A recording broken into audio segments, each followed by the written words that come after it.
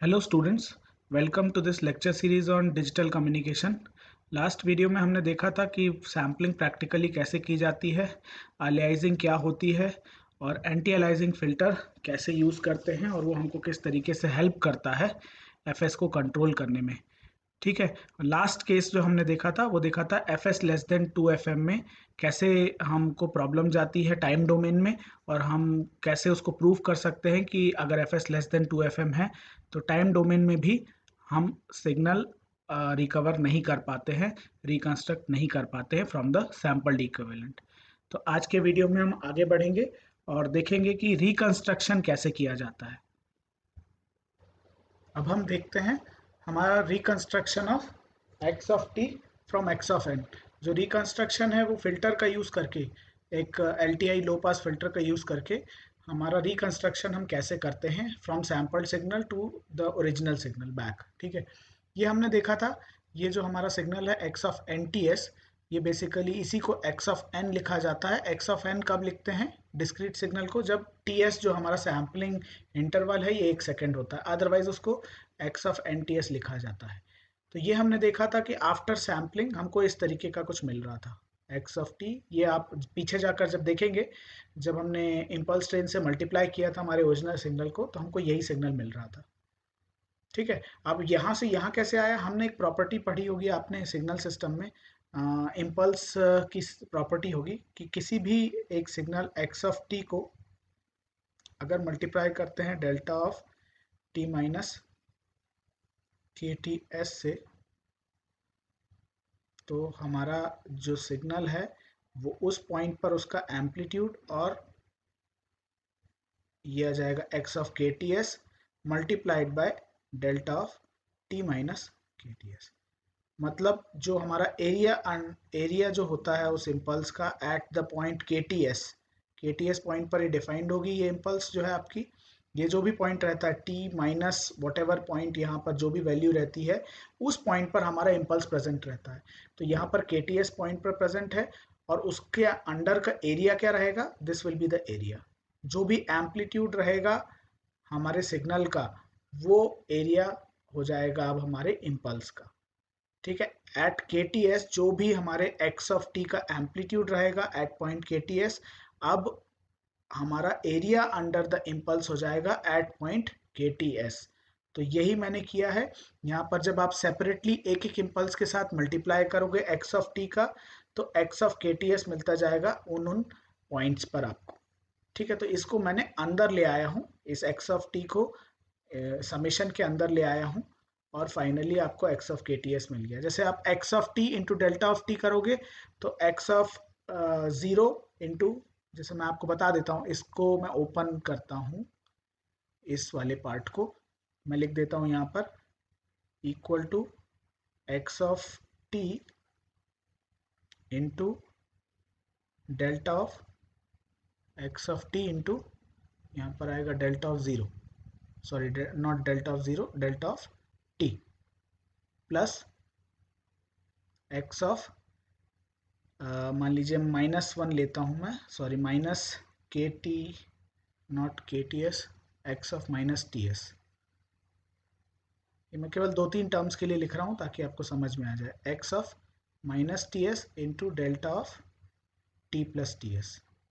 और एक और टर्म लेता हूँ मैं, ये लेफ्ट साइड वाली टर्म है हमारी, जो माइनस टी एस पर हमारा इम्पल्स डिफाइंड है उसके लिए, और प्लस एक पॉजिटिव वाला ले लेता हूँ मैं, x of T S multiplied by delta of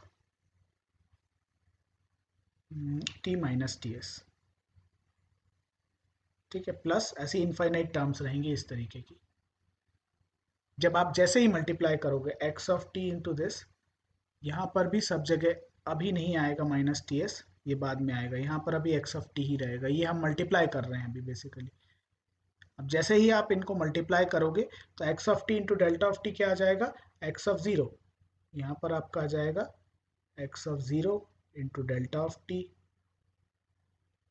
plus x of minus t S into delta of t plus T s.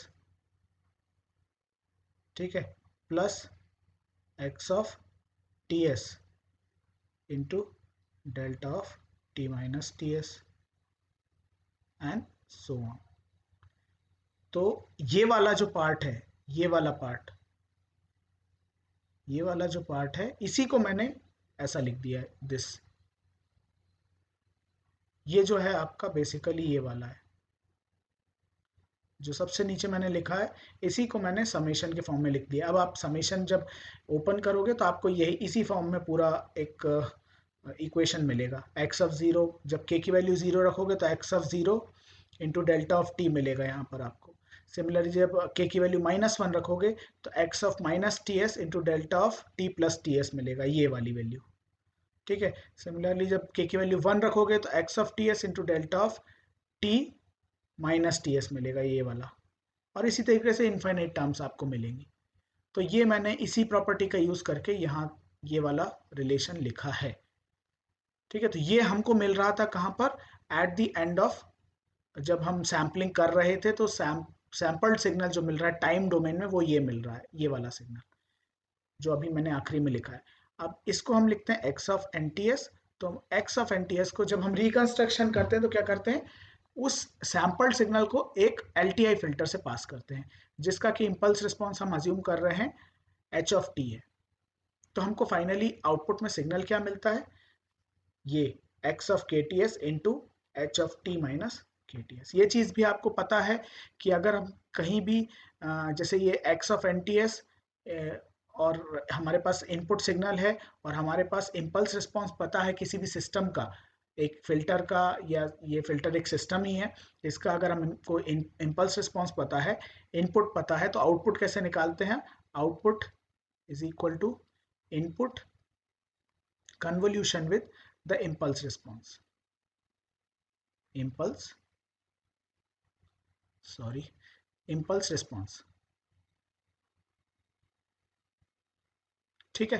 ये हमको ऑलरेडी पता है, तो यहां पर मैं वही कर रहा हूं। हमने क्या किया है, हमारा जो इनपुट है वो ये है x of n t s, which is nothing but ये जो लिखा हुआ है मैंने, यही x of n t s है। इसको मैंने कन्वोल्यूट किया किसके साथ, एच ऑफ टी के साथ। तो जब इस सिग्नल में, ये जो सिग्नल मैंने लिखा हुआ है ये x of n t s, इसमें जब मैं कन्वोल्यूट करूंगा किसका, एच ऑफ टी का, तो एक्स, ये वाली वैल्यू तो एक कांस्टेंट वैल्यू है, ये वैल्यू एक कांस्टेंट वैल्यू है, जो कि एम्पलीट्यूड है हमारा एट पॉइंट के टी एस। जो हमारा ओरिजिनल सिग्नल था उसका जो एक पर्टिकुलर पॉइंट पर एम्पलीट्यूड है, ये वो है, तो ये तो कांस्टेंट वैल्यू रहेगी। बचा क्या, ये वाला पार्ट, इसके साथ आपको कन्वोल्यूट करना है किसको, एच ऑफ टी को। हम ये चीज़ ऑलरेडी देख चुके हैं कि अगर हम किसी भी सिग्नल को डेल्टा सिग्नल के साथ कन्वोल्यूट करते हैं तो सिंपल सा चीज़ क्या होता है, ये H of T convolution with delta of T minus k t S होगा, वो बन जाएगा आपका क्या, H of T minus k t s. तो फाइनली जब आपने इन दोनों का कन्वोल्यूशन किया, यहाँ पे कन्वोल्यूशन के लिए मैं सर्कल लगाना भूल गया था, कन्वोल्यूशन में हमेशा सर्कल आता है, क्रॉस और सर्कल। क्रॉस क्या डिनोट करता है, मल्टीप्लिकेशन, और उसके ऊपर अगर मैं सर्कल लगा देता हूँ that means it is a convolution operation. या फिर कहीं कहीं क्या मिलता है आपको, ये भी मिलता है, this is also convolution star.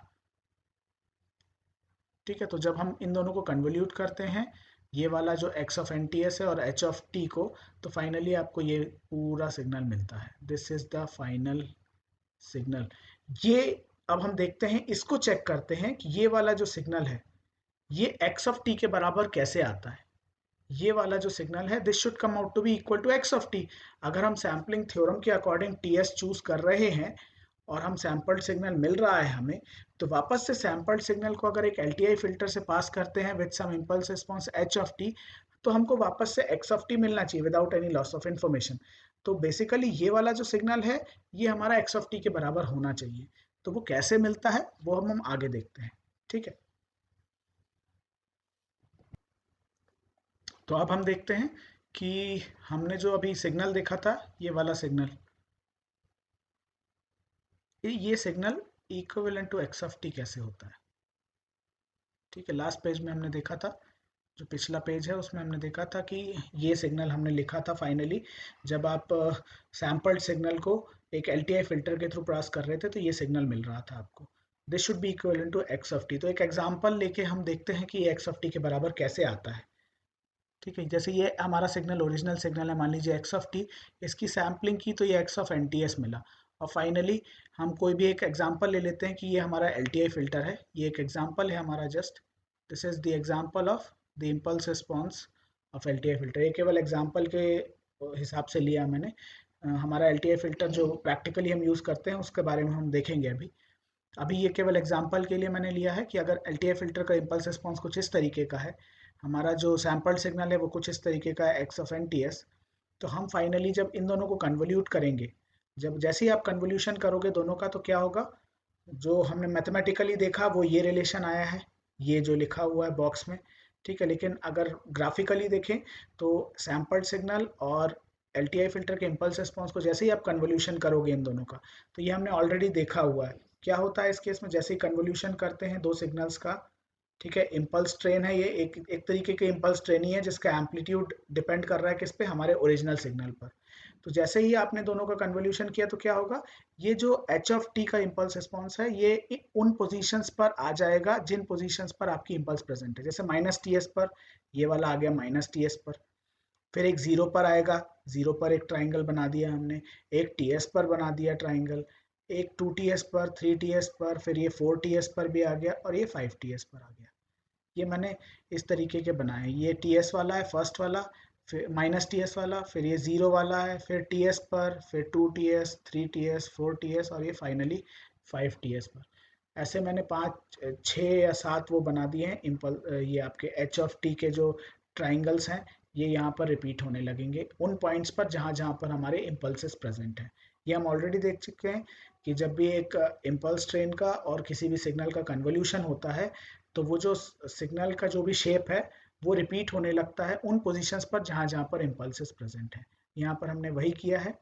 और this will be mathematically equivalent to this, ये जो हमने एक्सप्रेशन लास्ट पेज पर देखा था। अब इसको हम देखते हैं कि एक्स ऑफ टी आपको वापस ये शेप दे पाता है या नहीं।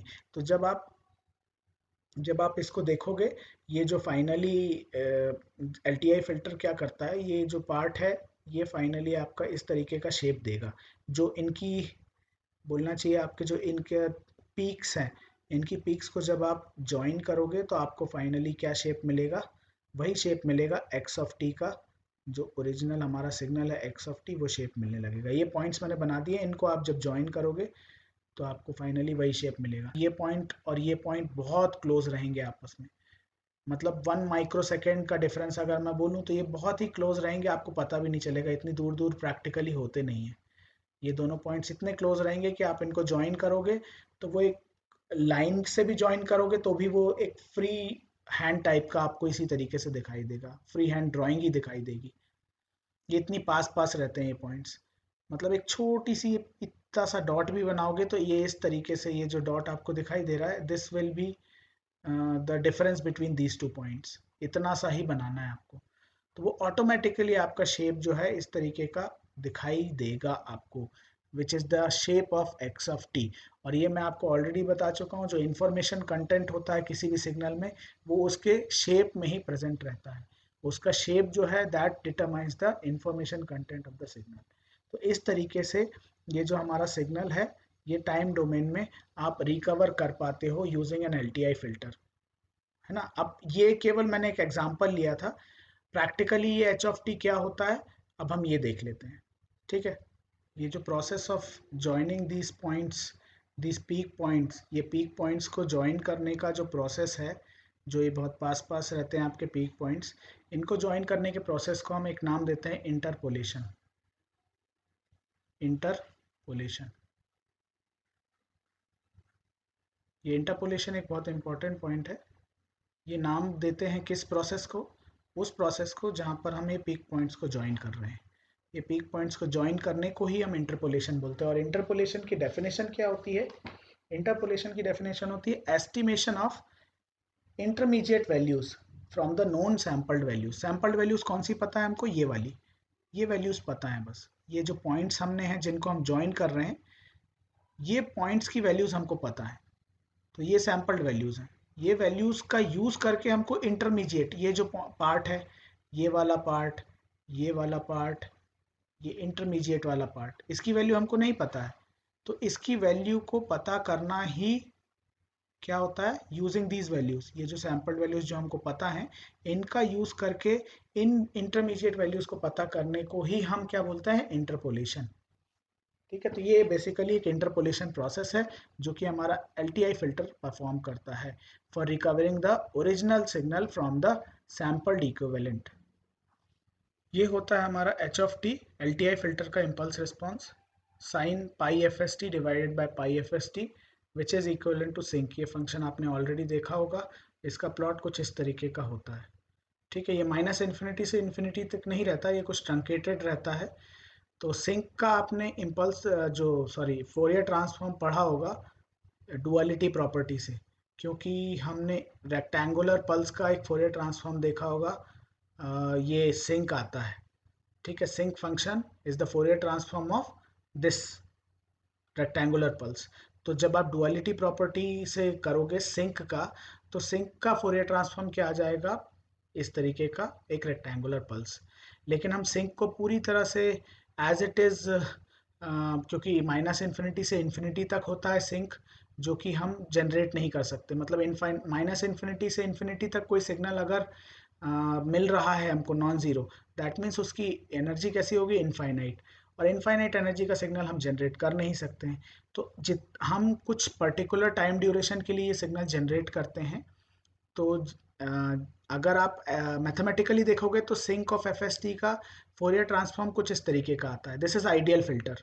अगर आपको ध्यान हो, हम इसी फिल्टर आइडियल फिल्टर का यूज़ कर रहे थे क्रिटिकल सैम्पलिंग वाले केस में, हमारे सैम्पल सिग्नल से ओरिजिनल सिग्नल को रिकवर करने के लिए। यही फिल्टर है हमारा प्रैक्टिकल फिल्टर।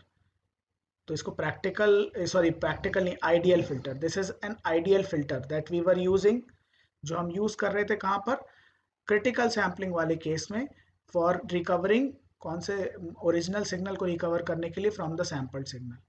इस वाले सिग्नल का, इस वाले फिल्टर का यूज कर रहे थे। दिस इज आइडियल फिल्टर का जो वो था, हमने देखा था फोरियर ट्रांसफॉर्म। ठीक है, यही हमने देखा था आइडियल फिल्टर का। तो ये आइडियल फिल्टर है, ये प्रैक्टिकली पॉसिबल नहीं होता है, तो इसका जो टाइम डोमेन में सिग्नल होगा that will also not be practically possible, ये भी प्रैक्टिकली पॉसिबल नहीं होता है। तो इसको हम ट्रंकेट करते हैं, ये माइनस इन्फिनिटी से इन्फिनिटी तक हम जनरेट नहीं कर सकते, तो कुछ पर्टिकुलर ड्यूरेशन के लिए हमने इसको जनरेट कर लेते हैं।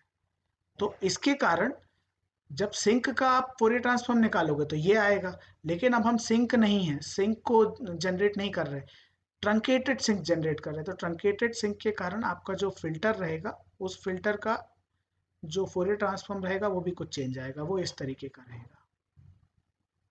और इस टाइप का फिल्टर हमने कहाँ देखा था, इस टाइप का फोरियर फ्रीक्वेंसी डोमेन रिप्रेजेंटेशन कहाँ देखा था, प्रैक्टिकल फिल्टर के केस में। तो ये एक प्रैक्टिकल फिल्टर हमको देगा। तो बेसिकली ये जो sinc f S t, truncated sinc f S t हम यूज कर रहे हैं, दिस इज ट्रंकेटेड बेसिकली। ये जो truncated sinc f S t हम यूज कर रहे हैं, ये बेसिकली क्या है हमारा, this gives us practical filter. Frequency domain में अगर देखोगे तो ये आपको मिलेगा एक प्रैक्टिकल फिल्टर, प्रैक्टिकल फिल्टर। ठीक है, ये चीज़ आपको बताना ज़रूरी थी, इसलिए मैंने ये चीज़ बता दी है। अब हम आगे देखते हैं कि इससे हमको मैथमेटिकली हम क्या निकाल सकते हैं, जो हमारा सिग्नल है, सैम्पल्ड सिग्नल है, उससे हमारा ओरिजिनल सिग्नल रिकवर हो रहा है क्या, इस फंक्शन का यूज़ करते हुए। तो अब हम देखते हैं कि हमारा रिकवर्ड सिग्नल किस तरीके का दिखाई देगा। ये हमारा रिकवर्ड सिग्नल का रिप्रेजेंटेशन है, एक्स कैप ऑफ टी। ये बेसिकली हमारा रिकवर्ड सिग्नल है, ये है हमारा रिकवर्ड सिग्नल। ठीक है, this will be equal to, जो हमने पहले देखा था कि रिकवर्ड सिग्नल किस तरीके का ये इस तरीके का आपको दिखाई देगा in terms of L T impulse response of L T I filter, जहाँ एच ऑफ टी क्या था, impulse response of L T I filter. तो जब हम फाइनली हमारे जो सैम्पल्ड सिग्नल है उसको impulse response of L T I filter के साथ कन्वोल्यूट कर रहे थे, तो इस तरीके का सिग्नल मिल रहा था। यही सिग्नल हमारा क्या है, रिकवर्ड सिग्नल। और इसी में मैंने अभी देखा हमने कि एच ऑफ टी हम क्या ले रहे हैं, sinc of F S T. ठीक है, तो यहाँ पर मैंने एच ऑफ टी की जगह sinc of F S T substitute कर दिया है, तो ये हमारा रिकवर्ड सिग्नल हो जाएगा। इसका जब हम फोरियर ट्रांसफॉर्म लेते हैं तो फोरियर ट्रांसफॉर्म हम मान लेते हैं something x cap of F रहेगा। ये एक्स कैप ऑफ एफ क्या होगा, ये होगा, ये सिग्नल होगा बेसिकली। ये सिग्नल कैसे आया, देखो सबसे पहले तो सिंक का हमको जो फोरियर ट्रांसफॉर्म है वो ऑलरेडी पता है, अभी हमने देख लिया है। समथिंग यू ऑफ एफ होता है जो कि कुछ इस तरीके का दिखाई देगा। ये वाला डॉटेड लाइन वाला जो है पार्ट, ये यू ऑफ एफ दिखाई देगा। डॉटेड लाइन वाला क्यों, क्योंकि ये ट्रंकेटेड सिंक है हमारा, इसीलिए। ठीक है, प्रैक्टिकल फिल्टर बेसिकली हमको इस तरीके का मिलेगा, इसका यू ऑफ एफ। और ये वाली टर्म क्यों आ रही है, ये आ रही है क्यों, क्योंकि हमने प्रॉपर्टीज ऑफ फोरियर ट्रांसफॉर्म में आपने पढ़ा होगा कि जब भी टाइम शिफ्टिंग होती है टाइम डोमेन में, तो जब उसका फोरियर ट्रांसफॉर्म हम लेते हैं तो क्या होता है, एक एक्सपोनेंशियल वाली टर्म आती है इन द फ्रीक्वेंसी डोमेन। ये टर्म उसी के कारण आ रही है। और प्लस सिंक जो है, सिंक का Fourier transform you of F होता है, हमने देख लिया है अभी, जो कुछ इस तरीके का प्लॉट देता है हमको। ठीक है, तो ये टाइम डोमेन में टाइम शिफ्टिंग हो रही है, इसके कारण ये एक्सपोनेंशियल वाली टर्म मल्टीप्लाइड बाय इसका जो फोरियर ट्रांसफॉर्म है सिंक का, वो आ गया। और ये एक्स ऑफ के टी एस, ये तो कांस्टेंट है, कोई एक कांस्टेंट वैल्यू रहेगी 1.1 1.2। ये जो एम्पलीट्यूड वैल्यूज हमारे सिग्नल की रहती हैं अलग अलग पॉइंट्स ऑफ टाइम पर, ये वही वैल्यूज हैं, कांस्टेंट वैल्यूज, तो ये वैसे के वैसी रहेंगी। समेशन भी वैसे का वैसा रहेगा, कोई प्रॉब्लम नहीं है। तो ये हो गया हमारा frequency domain representation of the recovered signal. और ये जो आपका यू ऑफ एफ है, वो यू ऑफ एफ ग्राफिकली कुछ इस तरीके का दिखाई देगा। अब हम देखते हैं यू ऑफ एफ जो है, यू ऑफ एफ को आप अगर देखो तो यू ऑफ एफ एक पर्टिकुलर रेंज ऑफ फ्रीक्वेंसी, ये वाली वैल्यू अगर आप देखो, इस पर्टिकुलर, ये मैं बोल देता हूँ कोई फ्रीक्वेंसी है समथिंग एफ नॉट। ये एफ नॉट जो है, this is the cut off frequency for this low pass filter. ठीक है, ये एक लो पास फिल्टर है बेसिकली, जिसका कि फोरियर रिप्रेजेंटेशन, फोरियर डोमेन या frequency domain representation you of F है। ठीक है, तो ये एफ नॉट जो है, ये वाला जो एफ नॉट फ्रीक्वेंसी है, this is very important. F not से ज़्यादा अगर इसमें फ्रीक्वेंसी रहेगी, ये मल्टीपल सिग्नल्स हैं जिनकी अलग अलग फ्रीक्वेंसीज हैं। समेशन का मीनिंग ये है कि हर एक के की वैल्यू के लिए हमको एक पर्टिकुलर फ्रीक्वेंसी का सिग्नल मिलेगा। ठीक है, तो जो जो फ्रीक्वेंसीज उसमें से एफ नॉट से कम होंगी उनको ये फिल्टर पास होने देगा, और उससे ज़्यादा जो फ्रीक्वेंसीज होंगी उनको पास नहीं होने देगा। ठीक है, तो बेसिकली हमारी जो एफ नॉट से कम वाली फ्रीक्वेंसीज हैं वो वही फ्रीक्वेंसीज रहेंगी जो हमारे एक्चुअल सिग्नल में प्रेजेंट थी। जैसा कि हमने ग्राफिकल रिप्रेजेंटेशन जब हमने देखा था, ग्राफिकली जब सैम्पलिंग थ्योरम को प्रूव करने की कोशिश की थी, तो कुछ हमने इस तरीके का एक सैम्पल्ड सिग्नल देखा था। ठीक है, और इस सिग्नल को हमने क्या किया था, पास किया था एक पर्टिकुलर लो पास फिल्टर से। एक लो पास फिल्टर कुछ इस तरीके का था हमारा, इस तरीके का एक लो पास फिल्टर था। ठीक है, जो कि यहाँ पर भी दिख रहा है, ये दोनों एक ही जैसे हैं। यहाँ पर यू ऑफ एफ और जो हमने ग्राफिकल जब हम प्रूफ देख रहे थे सैम्पलिंग थ्योरम का, तो हमने जो लो पास फिल्टर देखा था दोनों सेम है। तो यहाँ पर जब हो क्या रहा था, इन दोनों का मल्टीप्लाई कर रहे थे हम। कौन से दोनों का, ये एक हमारा सैम्पल्ड सिग्नल था which was S of F, और ये एक हमारा लो पास फिल्टर है समथिंग एच ऑफ एफ, यहाँ पर जो कि यू ऑफ एफ है। ठीक है, this is equal to U of F in this case. तो जब हम इसकी बात कर रहे थे, ये दोनों फ्रीक्वेंसी डोमेन की बात कर रहे हैं हम, तो ये दोनों एफ होंगे, इन दोनों को हम मल्टीप्लाई कर रहे थे, एस ऑफ एफ और यू ऑफ एफ या एच ऑफ एफ को। तो हमको क्या मिल रहा था, ये वाला signal which was our original signal. यहाँ पर भी वही हो रहा है, ये वाला पार्ट जो है, this part mathematically represents all these. ये 1 हो गया, ये 2 हो गया, ये 3 हो गया, इसके अलावा भी इनफाइनाइट रहेंगे ऐसे सैम्पल्स आपके।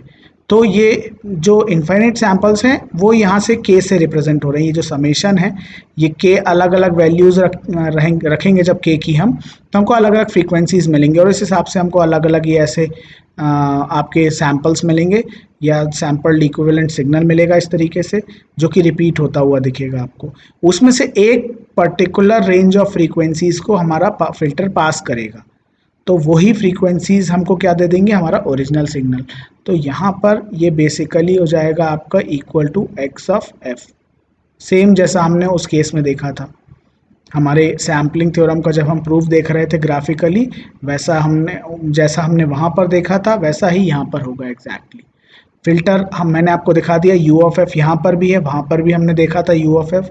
सिमिलरली जो एस ऑफ एफ है, ये कुछ नहीं, ये वाला पार्ट है हमारा, ये वाला पार्ट, ये जो हमने समेशन वाला पार्ट लिखा है, ये वाला पार्ट हमारा, this is something S of F, this denotes S of F mathematically in the frequency domain. जब इन दोनों का मल्टीप्लिकेशन कर रहे हैं, ये लो पास फिल्टर है हमारा यू ऑफ एफ, और फाइन ये वाला जो सिग्नल है बाकी का समेशन वाला पार्ट, ये हमारा एस ऑफ एफ है। इन दोनों को जब हम मल्टीप्लाई करेंगे तो हमको क्या मिल रहा था ग्राफिकली, एक्स ऑफ एफ। यहाँ पर भी आपको एक्स ऑफ एफ मिलेगा।